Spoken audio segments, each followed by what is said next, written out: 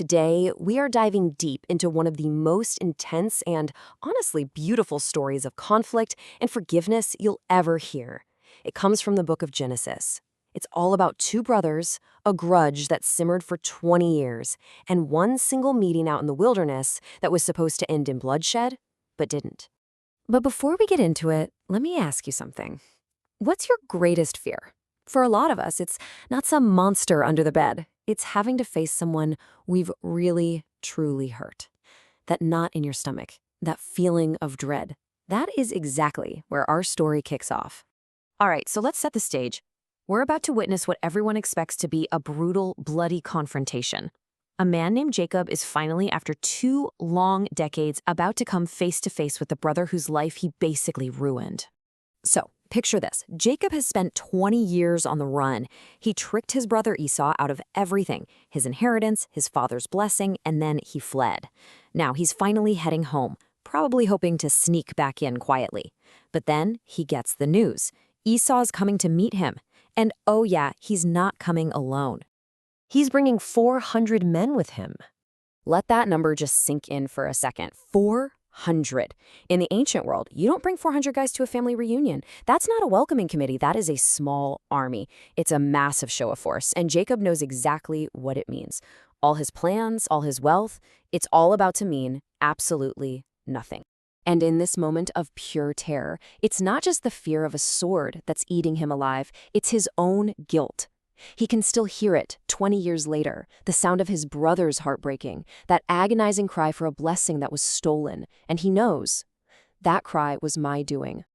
You gotta understand the backstory here. 20 years ago, there was the deception, then 20 years of exile. And then, just last night, the night before this meeting, Jacob gets into this bizarre wrestling match with God himself, and he walks away with a new name, Israel, and a permanent limp. So he's literally broken as he walks towards this army. And as he gets closer to Esau and his men, he does something completely unexpected. He bows. Not once, 7 times. Now, 7 bows to the ground. That is not a casual, "Hey, how's it going?" That is the kind of deep, repeated prostration a subject makes before an all-powerful king. This is Jacob, the schemer, the trickster, with no tricks left. It's an act of total, utter surrender, putting his life and the lives of his family completely in his brother's hands. So Jacob is braced for impact. He's done all he can. He expects anger, he expects revenge, he expects a sword. But what happens next? It just blows every single expectation out of the water. Just look at this. On one side, you have everything Jacob feared: anger, revenge, violence. And on the other, you have what Esau actually did. He ran, he embraced, he wept. It's a total reversal. So how in the world did we get from an army of 400 to a tearful hug? The Bible puts it so simply, but it's unbelievably powerful. But Esau ran. The commander, the wronged brother, the guy with every right to be furious, didn't stand his ground and wait. He dropped all of it, and he ran. This act of a powerful figure running towards the one who wronged him, it's almost unheard of. In fact, it's the same deeply moving picture we get in the story of the prodigal son, where the father humiliates himself by running to welcome home his disgraced child. It's not logical, it's not dignified, it's just a raw, overwhelming act of pure love. Okay, so this brings us to the absolute core of the story, the big mystery we have to unpack. Why? Why did Esau do this? After 20 years of, you have to assume, some serious bitterness, what could possibly have changed his heart so completely? I mean, that's the real question, isn't it? This is what turns a simple family drama into a lesson for all of us. Did time just heal all wounds?